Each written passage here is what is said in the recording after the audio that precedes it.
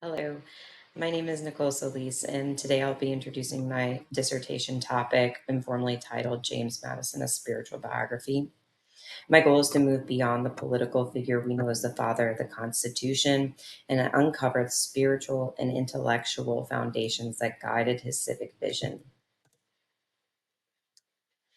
In the 19th century, biographers like William Cable Reeves and Sidney Howard Gay portrayed Madison as a figure of Republican virtue, pragmatic, dutiful, and moral. Their works reflected a national tendency to idolize the founders, turning them into symbols of civic virtue rather than complex individuals. Madison, in their hands, became more of a monument than a man, a static figure of integrity rather than a dynamic thinker shaped by faith and circumstance.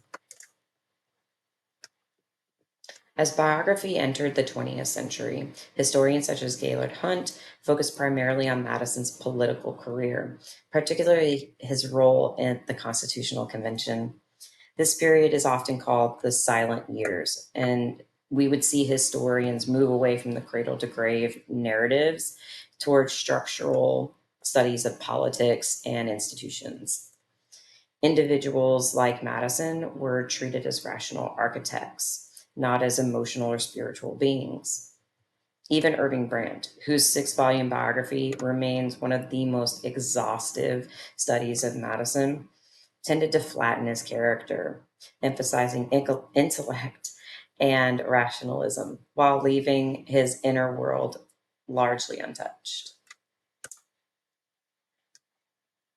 It wasn't until the 1950s that Madison's individuality began to reemerge.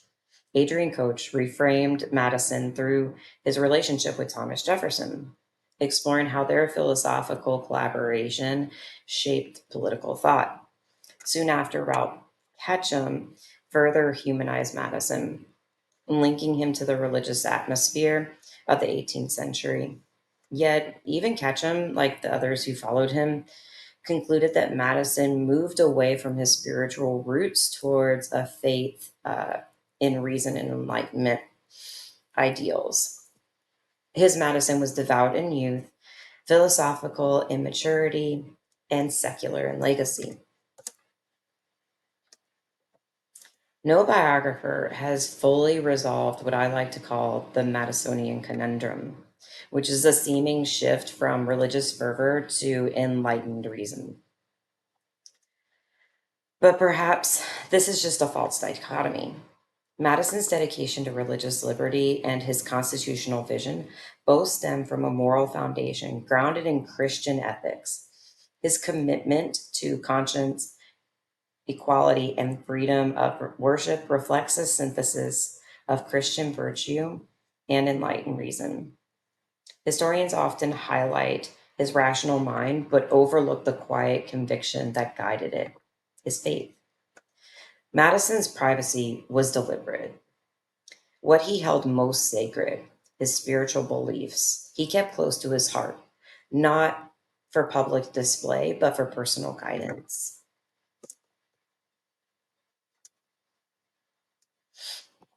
Recent scholarship helps bridge that gap. Historians like Nicholas Patrick Miller in The Religious Roots of the First Amendment observes a shift in Madison's rhetoric from evangelical tones to enlightened discourse. Yet Miller insists that Madison's core convictions remained theological. He didn't abandon faith for philosophy. Rather, he wove the two together, much like Virginia was, using the language of reason to defend the moral vision grounded in spiritual truth.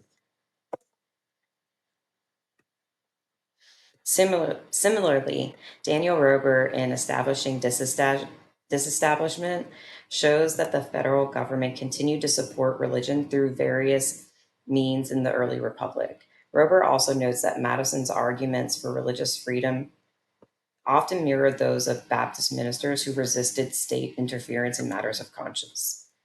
Together, these recent works reposition Madison not as a secular architect, but as a mediator between faith and freedom, bridging evangelical dissent and enlightened politics.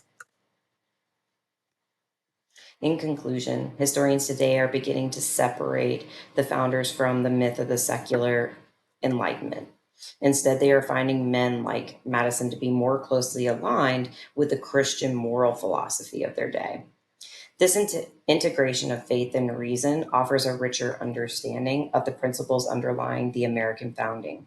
Principles not of cold rationalism, but of moral conviction, humility, and human dignity. Thank you for listening. I hope this presentation and my dissertation will offer a more balanced view of Madison, not only as the father of the Constitution, but as a man of conscience and quiet faith.